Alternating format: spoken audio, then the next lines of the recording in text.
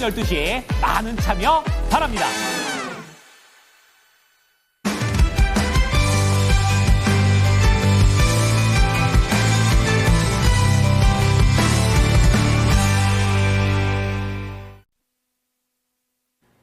네, 인더스트리 클럽 시간입니다. 오늘도 미래에셋증권 윤재웅 연구원 모시고 ETF 관련된 상세한 이야기 들어보겠습니다. 네, 연구원님 안녕하십니까? 안녕하세요. 네. 자, 그러면 오늘도 먼저 한 주간 흐름이 어땠는지부터 돌아보도록 하겠습니다. 주간 자산시장의 동향 좀 어땠을까요? 우선 뭐 지난주 전반적으로 좋지는 못했죠. 특히 이제 맞습니다. 미국에 역시나 그 직전주와 마찬가지로 이제 미국은 좀 안 좋았고 뭐 중국 강한 모습 좀 계속해서 유지가 됐었고요. 지금 뭐 시장 전반적으로 이 관세로 대표되는 이 정책 우려감이 좀 가장 강하게 계속해서 좀 작용을 하고 있는 것 같습니다. 여기 더해서 지표 부진까지 좀 겹치면서 이제 좀 시장 변동성이 컸다라는 거 좀 보시면 될 것 같아요. 그래서 지금 이제 관세 관련 이슈는 좀 계속해서 좀 나올 것 같아요. 예. 지금 이제 화면에 차트 제가 좀 하나 준비를 했는데 네. 지금 이제 2018년도 좀 리뷰를 좀 해봤습니다. 이제 그때 네. 이제 시장이 한창 이제 그 관세 이슈 때문에 좀 부각이 됐던 해였죠. 뜨거웠던 한 해였다고 볼 수 그렇습니다. 있고요. 지금 이제 좀 플로어별로 좀 정리를 해보면 이제 결국 이제 1월 달에 이제 태양광 패널이랑 이제 세탁기로 시작을 해서 뭐 철강이라든가 알루미늄 그리고 연 중반으로 들어서면서 이제 중국 관련된 이슈들이 계속해서 좀 부각이 됐었고요. 사실 이제 2018년도 좀 리뷰를 해보면 뭐 크게 밀리진 않았었다. 다만 이제 시장 밀릴 때마다 이제 시장에서는 이제 어느 반등 나오는 그런 패턴이 좀 계속 반복되다 보니까 보통 이제 하락에는 이제 보통 매수로 좀 대응을 했었고 다만 이제 해당 연도 이제 하반기로 접어들면서 사실 이제 고금리 부담감이 이제 같이 좀 작용을 하면서 시장에 좀 하락폭을 키웠다라는 부분 좀 체크를 하시면 될 것 같습니다. 그래서 아마 관세 관련된 이슈 여전히 좀 상품이라든가 이런 것들에 있어서 품목들이 좀 여전히 남아 있고 지난주에 이제 행정명령 말씀을 드리면서 예. 이제 4월 1일 기한으로 해서 이제 주요 각 부처별로 어떤 이제 경제 활성화 관련된 부분들, 다음에 이런 무역 관련된 부분들 이제 기한이 또 잡혀 있다 보니까 3월 말로 가면 갈수록 이제 뭐 제품이라든가 이런 것들에 대해서 이제 관세 우려는 좀 더 이제 부각이 될 가능성은 좀 더 있습니다. 방금 이제 표에서 보셨던 것처럼 이 관세 관련된 이슈가 뭐 하루 이틀 딱 나오고 마는 게 아니라 그렇죠. 연중 내내 좀 나올 가능성은 좀 있어요. 맞아요. 그러다 보니까 조금 이제 리스크 관리해가면서 좀 투자를 하시는 것도 방법이 될 것 같습니다. 그래서 이제 뭐 관세 관련 부분들은 좀 말씀 이 정도 드리면 될 것 같고 예. 지표 관련해서 이제 미국 좀 지표들이 좀 부진했었습니다. 뭐 신규 주택이라든가 뭐 실업 고용 이제 실업 보험이라든가 이런 것들 거기에 더해서 뭐 서비스업 PMI 이런 것들도 조금 이제 안 좋게 나왔다라는 거. 계속 뭐 경기 둔화에 대한 우려감들이 반복적으로 좀 보여주고 있습니다. 예, 좀 약간 결국 이 적당한 이 경기 둔화로 가면서 금리 인하 우려감을 금리 인하에 대한 기대감을 키우느냐 예. 내지는 좀 더 건너가서 이제 한 이게 발자국 더 충격이 가서 스태그플레이션 넘어가느냐 여기 중간에 좀 계속 왔다 갔다 하고 모습인데 이 서비스업 PMI 같은 경우는 그 작년 8월에 그 일본발 그 시장 급락에서 이렇게 시장 끌어올렸던 지표기도 하거든요. 그러다 보니까 이런 부분들 좀 부진하게 나왔다라는 거 좀 체크하시면 될 것 같아요. 그리고 또 한 가지 중국 강세 좀 지속을 하고 있고 그다음에 일본은 조금 이제 우려되는 부분이 뭐죠? 오늘도 계속 이제 앞에서도 좀 일본 얘기해 주셨던 것 같은데 지금 이제 국채 10년물 금리가 좀 계속해서 좀 올라가고 있어요. 지금 화면에서 지금 차트 보면서 좀 바로 말씀드릴게요. 예. 지금 이제 보시는 게 여기 차트 내에서 보시는 게 가장 위에 있는 이 주황색 선 요거 이제 일본 국채 10년물 금리 추이입니다. 지금 계속해서 좀 올라오고 있는 모습 좀 보실 수가 있고요. 다르게 보이네요. 예. 그리고 지금 이제 녹색 선이랑 까만색 선은 이제 ETF예요. 일본에 상장되어 있는 ETF인데 예. 녹색 선은 이제 일본 은행 주들 묶어놓은 ETF, 다음에 맨 밑에 까만색 선은 이제 일본 국채 ETF입니다. 아무래도 금리 계속 올라가다 보니까 이 국채 ETF는 계속해서 빠지는 모습 보실 수가 있고, 일본은행 같은 경우는 금리 올라가는 거에 따라서 계속해서 좀 올라가고 있는 모습 좀 볼 수가 있습니다. 다만 이제 일본 금리가 계속 올라간다라는 것은 이제 작년 8월에 미국의 스태그플레이션 우려와 함께 좀 얘기가 나왔던 게 이제 엔케리 트레이드 청산. 충격이 시장이 굉장히 컸습니다. 네, 굉장히 컸었죠. 그때 컸었었는데 이런 부분들 다시금 좀 부각될 수 있는 부분들 어느 정도 잠재하고 있다라는 거. 그래서 지금 뭐 엔화라든가 이런 것들은 좀 계속해서 좀 같이 보시는 것도 좋겠다라는 거 좀 말씀드릴 수가 있을 것 같아요. 네. 자, 반복되는 이야기입니다. 관세 우려감 등 미국발 불확실성이 커지고 있고, 지표들도 약간 부진하게 나오면서 이러다 경기 둔화 때문에 충격을 또 우리 시장이 크게 받는 거 아니야? 이런 우려감이 나오는데, 일본도 이 와중에 좀 말썽입니다. 자, 이런 상황들을 살펴드리고 있는데요. 자, 그러면, 주간 글로벌 ETF 동향은 또 어땠을지 키워드를 하나씩 풀어보도록 하겠습니다. 자, 먼저 주간 글로벌 상승률 상위부터 알아보도록 할까요? 네, 우선 글로벌 상승률 상위 좀 꼽아보면 예. 결국 또 중국 될 역시 것 같아요. 예, 역시나 이제 지난주에서 이제 중국 계속해서 상승 흐름 좀 이어가고 있는 모습이고 예. 그러다 보니까 이제 화면에 보시는 주식형 같은 경우도 중국 관련된 ETF들, 뭐 항생테크라든가 혹은 뭐 중국 헬스케어 섹터라든가 이런 것들이 굉장히 좀 많이 차지를 했습니다. 요거 외에도 좀 특이한 게 그 한국 방위산업 ETF가 이제 예. 미국 시장에서 또 상승률 상위에 그래요? 올라왔어요. 예, 또 오. 국내에서 또 강세를 보이다 보니까 지금 예. 미국 시장에서도 상승률 상위 이례적으로 좀 올랐습니다. 정말 방사는 요즘에 대단합니다. 티커가 KDEF예요. 이제 코리아 뭐 디펜스 뭐 이 정도로 이제 연상시키시면 좋을 것 같은데 한국 방위산업 역시나 상승률 상위 올랐다라는 거 보시면 될 것 같고요. 예. 이제 주식형으로 좀 국한해서 보게 되면 거의 대부분이 지금 이제 중국 그리고 한국 방위산업 정도 좀 네. 정리를 할 수 있을 것 같습니다. 요거 외에도 미국 제약 관련된 것들 그리고 지금 이제 미국 쪽 분위기 좀 보면 이제 필수 소비재가 좀 계속해서 좀 강한 흐름 좀 보이고 있어요. 그래서 XLP라고 해서 이 S&P 500 내에서 이 필수 소비재 섹터 ETF가 있거든요. 해당 ETF 같은 경우는 지금 6주 연속으로 지금 상승 흐름 이어가고 있다라는 거 같이 보시면 될 것 같습니다. 그렇습니다. 이 중국 관련된 이야기는 계속 이어지고 있는데 이 가운데 아주 특징적이죠. 방산이란 키워드는 뭐 워낙에 익숙하지만 한국 방산 이게 상승률 상위로 키워드가 들어가 있습니다. 방산의 저력, 특히나 K방산의 저력을 한 번 더 느낄 수 있는 시간이었습니다. 자, 그러면 이번에는 좀 반대로 볼까요? 주간 글로벌 하락률 상위로 확인해 보겠습니다. 하락률 상위 ETF 어떻게 특징 볼 수 있을까요? 우선 하락률 상위는 이제 전체적으로 봤을 때는 블록체인 관련된 ETF들 하락이 좀 두드러졌어요. 거래소 해킹이라든가 여러 이슈들 좀 부각이 되면서 이제 블록체인 관련해서 뭐 비트코인뿐만 아니라 블록체인 산업들 또 ETF들도 있거든요. 예를 들어 뭐 비트코인 채굴을 하거나 혹은 뭐 플랫폼에서 이걸 운용을 하거나 이런 종목들 묶어놓은 이제 ETF들인데 해당 ETF들 하락률이 좀 높았다라는 거 좀 보시면 될 것 같고요. 그리고 이제 주식형으로 좀 넘어가 좀 살펴보게 되면 예. 지금 이제 아까 이제 말씀드렸던 것처럼 뭐 주택 관련된 지표도 좀 부진하게 나오다 보니까 주택 건설 관련된 또 ETF들이 있습니다. 주택 건설 산업을 이제 예. 편입하고 있는 ETF가 있는데 해당 ETF들 그리고 지금 이제 기술주들 좀 전반적으로 좀 분위기가 좀 안 좋다 보니까 이거 관련해서 뭐 미국 성장주 묶어놓은 ETF라든가 혹은 뭐 인터넷 산업 ETF 이런 것들 역시도 하락률 상이 올랐다라는 거 같이 체크하시면 될 것 같아요. 그렇습니다. 특히 이제 지표와 관련된 ETF 키워드가 또 부각이 또 되는군요. 건설 관련해서 지표가 부진하다 보니까 주택건설 하락률 상위로 ETF 키워드가 좀 부각이 되고 있습니다. 자, 그러면 글로벌 ETF의 한 주가 동향을 살펴드렸으니까 이번에는 한국으로 한번 가보도록 하겠습니다. 주간 한국 ETF 상승률 상위부터 좀 알아볼까요?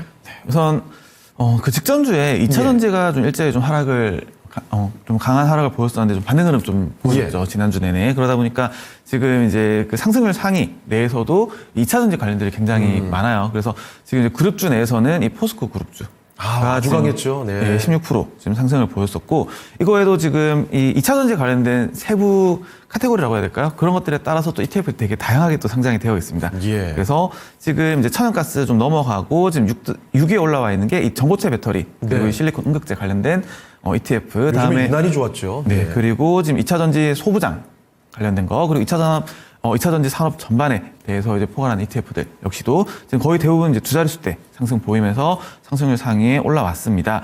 자, 그리고 이제 주식형 쪽으로 좀 넘어가게 되면 예. 조금 이제 테마형들 이제 뭐 2차 전지 좀 빠지고 이제 관련된 것들 좀 정리할 수가 있을 것 같은데 지금 뭐 포스코 그룹이라든가 이런 것도 아까 말씀드렸던 거 포함해서 지금 방산 그리고 철강 같은 경우도 사실 지난주에 그 반동핑 과세 관련된 부분들 이슈 나오면서 그렇죠. 강했었죠. 그래서 지금 역시 포스코 연결해서 좀 볼 수가 있을 것 같고요. 그리고 이제 중국 관련된 ETF들 역시도 다수 또 상승률 상이 올라와 있다라는 거 좀 체크해 보시면 될 것 같습니다. 네. 역시 그 한 주 동안 많이 이야기가 되어 왔었던 2차 전지 관련주들의 강세. 특히 그 중에서도 전고체 관련된 종목들 많이 올랐었고, 포스코 그룹주들이 일제히 급등세를 보였던 거 기억하시죠? 그 관련 움직임 그대로 ETF 동향에서도 확인이 되고 있습니다. 자, 그러면 주간 한국 하락률 상위는 어떻게 볼 수 있을까요? 하락률 상위 알려주시죠. 네, 우선 하락률 상이 좀 굉장히 다양하게 좀 분포를 하고 있어요. 그래요? 그중에서 가장 이제 하락률 높았던 게 이제 금연물. 지난주에 이제 금연물 말씀드리면서 이 국제 금가격 대비 뭐 프리미엄 20% 이상 붙어 있다. 그렇죠. 라는 부분 좀 주의한다는 부분 말씀을 드리긴 했는데, 지난주에 좀 빠르게 좀 다시 되돌아오는 모습 좀 볼 수가 있었습니다. 그래서 지금 이제 금연물 관련 ETF들이 지금 10% 넘게 좀 하락을 보였었고요. 지금 이제 외에도 이제 조선 관련해서는 이제 철강 가격 올라가는 부분들 혹은 이제 이제 미국 관련해서 이제 좀 기대감이 있었는데 그런 부분들에서 생각보다 좀 크지 않다 그런 부분들 좀 분석이 나오면서 이제 조선 관련 ETF들도 역시나 하락을 보였습니다. 자, 이거 외에도 이제 미국 기술주도 좀 안 좋다 보니까 이제 해당 분위기 좀 반영하는 모습이었었고요. 지금 이제 주식형 한정에서 좀 넘어가게 되면 이 조선 관련의 ETF들 대부분이 좀 하락률 상위 올랐다라는 거 역시나 살펴보시면 될 것 같습니다. 네. 하락률 상위로 확인해 보니까 전반적으로 공통점을 묶을 수가 있겠습니다. 이렇게까지 높아질 수 있는가? 계속 높아졌던, 아주 관심 받았던 섹터들의 차익 실현 정도가 아닐까 싶기도 한데, 금 관련해서 조선, 그리고 글로벌 기술 테마 이쪽이 조금 하락률이 높았다는 점 다시 한번 이렇게 돌아보게 됩니다. 자, 그러면 이제 아주 중요한 파트로 넘어가 봐야 될 것 같습니다. 오늘 우리가 또 주목해 볼 만한 ETF는 어떤 게 있을지 새로운 것들을 소개받아 보도록 할 텐데요. 자, 어떤 이야기 들려주실까요? 네, 우선 이제 미국 우선주 관련된 ETF 좀 말씀을 드릴 거고요. 우선주요? 네, 그 전에 조금 이제 안 그래도 그 댓글에도 지금 이제 BOJ 금리 인상 관련된 말씀 주시고 있는데 이런 부분들은 이제 금리 인상 여부 자체도 중요하고 그 뒷단에 붙는 그 총재 그 기자회견 내용도 좀 같이 보셔야 돼요. 네. 그래서 금리 인상은 이제 어느 정도 시장에 이제 기대감이 반영돼 있을 가능성이 높고 이후에 이제 기자회견에서 우리 이거에 대해서 계속해서 반영해 나갈 거다. 라는 취지의 발언하면 조금 이제 시장 변동성이 커질 가능성도 있다라는 거죠. 다만 우리 이제 금리 이제 이 정도까지 올렸고 우리 이제 시장 상황 모니터링을 할 거야. 이런 부분들 코멘트가 나오게 되면 이제 조금 이제 금리 인상에 대한 부분들이 이제 어느 정도 반영을 한 상태에서 좀 어느 정도 이제 안정감이라든가 이런 것들 좀 있을 수가 있다 보니까 이런 거는 이제 뒷단에 붙는 인터뷰 내용, 기자회견이라든가 이런 것들까지도 좀 같이 좀 챙겨보시자라는 거 말씀을 드리면 좋을 것 같아요. 아주 좋습니다. 좀 채팅창에서 반응이 상당히 좋을 것 같습니다. 바로 이렇게 채팅창에 질문 캐치하시고 풀어주셨는데 자, 그러면 미리 준비가 돼 있었던 오늘의 ETF 얘기도 들려주시죠. 네. 우선 이제 ETF 이름을 좀 먼저 좀 말씀을 드릴게요. 여기 보시면 이제 지금 티커로는 이제 PFFD라는 티커를 가진 ETF입니다. 지금 미국 우선주 ETF고요. 이제 한국에 상장되어 있는 이제 우선주들이랑은 조금 이제 다르다라는 거를 먼저 좀 말씀드리고 이제 시작을 할게요. 지금 이제 국내 한국의 우선주들 같은 경우는 거의 주식이랑 거의 비슷하다고 보시면 될 것 같아요. 배당률도 이제 제가 어느 정도 이제 유동적으로 움직이고 뭐 그런 부분들이 있는데 미국에 상장되어 있는 우선주들 같은 경우는 고정으로 이제 확정되어 있는 우선주들이 굉장히 많습니다.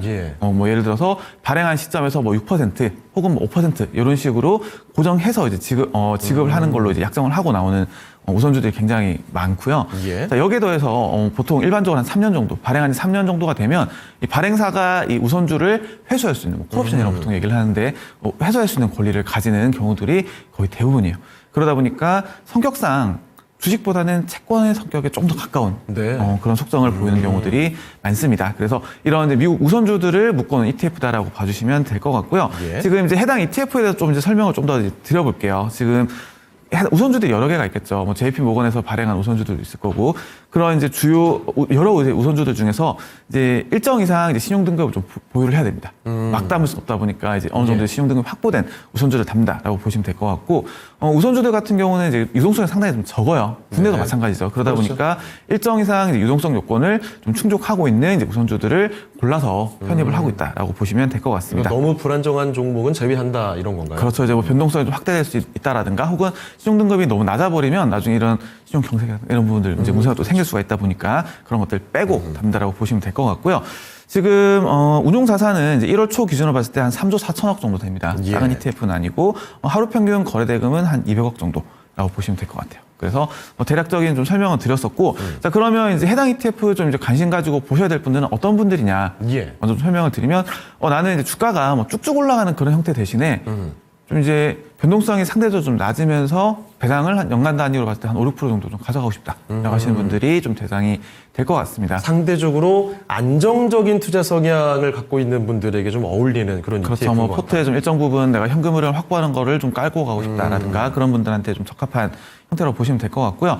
요게 아까 말씀드렸던 것처럼 뭐 채권의 성격에 좀 더 이제 유사하다 보니까 주가가 막 쭉쭉 올라간다 이런 거는 조금 이제 기대를 버리시고 가시는 게 좋아요. 이걸 버리는 대가로 이제 뭘 가져가냐? 했을 때는 대략 한 5에서 6% 정도 이제 배당을 월간 단위로 쪼개서 이제 지급받는 형태다라고 보시면 될 것 같고, 그리고 이 시장 이제 움직이는 과정에서 주식에 비해서는 이제 좀 더 덜 움직이는 경향성이 좀 있다 보니까 이런 부분들 좀 염두에 좀 깔아놓고 싶다라고 하시는 분들은 같이 한번 살펴보시면 좋을 것 같습니다. 다만 현재처럼 이제 고금리에 대한 부분들이 좀 장기화된다라든가 예. 이런 부분들이 있을 때는 이제 주가 측면에서는 그래도 좀 어느 정도 이제 노려볼 부분들에 대해서는 이제 조금 더 이제 기대감이 좀 낮을 수 있다라는 거 좀 염두에 두시면 좋을 것 같고요. 예. 지금 이제 화면에 이제 차트 보시는 게 이제 과거에 이제 미국 우선주 PFFD 기준을 봤을 때 주가 추이 그리고 미국제 10년물 금리 추이를 이제 같이 그려놓은 거예요. 지금 보시면 데칼코마니처럼 거의 반대로 움직이고 있죠. 예. 왜냐하면 채권 가격 움직이는 거랑 똑같아요. 금리가 시중금리가 이런 국제금리가 올라가게 되면은 이런 이제 거의 일정한 금리를 가지고 있는 채권들에 대해서는 매력도가 좀 떨어지는 거고, 예.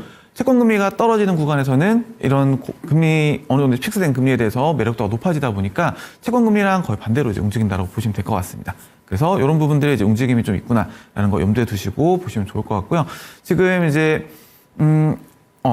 해당 ETF에 대해서는 예. 포인트 다시 짚어드리면은 이제 상대적으로 낮은 변동성 그리고 약 5에서 6%. 물론 이제 미국 국채 금리가 5%에서 올라온 상황이다 보니까 좀 메리트는 좀 적을 수 있지만 가격 측면에서는 좀 더 이제 기대를 하고 좀 가져간 유형이라고 좀 보시면 될 것 같습니다. 게다가 특히 요즘 같은 시기에서는 기술주들 많이 좀 내려가고 이러고 고점에서 부담감도 있는 시기여서 상대적으로 이 메리트가 좀 안정적인 것들이 부각되지 않을까 싶기도 하네요. 네, 그렇죠. 이제 일정 부분 좀 내가 계좌에서 킵해놓고 좀 운용하겠다라고 하시는 분들한테는 좀 적합하다라는 거 좀 말씀드릴 수가 있을 것 같고요. 네. 역시나 이제 해당 ETF 역시도 종목들이 굉장히 많이 편입이 되어 있어요. 그러다 보니까 뭐 개별 종목 한두 개 정도 이제 문제 생기는 거에 대해서는 좀 상대적으로 좀 보완이 가능하다. 그래서 이제 쭉 나오면서 방송들이 쭉 나오면서 이제 ETF들 좀 계속해서 좀 말씀을 드리고 있는데 예. 이제 ETF 가지는 이제 뭐 매력이라고 해야 될까요? 그런 것들은 어떤 개별 종목 이슈에 대해서는 좀 상대적으로 덜 이제 영향을 받으면서 네. 해당 어떤 섹터라든가 뭐 산업이라든가 테마라든가 이런 것들의 어떤 전반적인 성장에 대해서 좀 더 이제 장점들은 가져가고. 그렇죠. 예, 변동성을 좀 상대적으로 낮게 가져갈 수 있다라는 거에서 좀 포인트 두고 좀 접근해 보시면 좋을 것 같습니다. 그렇습니다.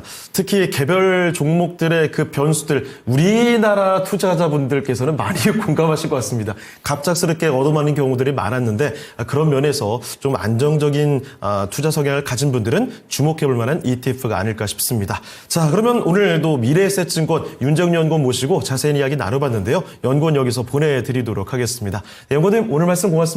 고맙습니다. 자, 이렇게 해서 미래에셋증권 윤재용 연구원 모시고 이야기 자세히 나눠봤습니다. 참고가 되셨길 바라고요. 자, 오늘 시장의 중심은 여기서 마치도록 하겠습니다.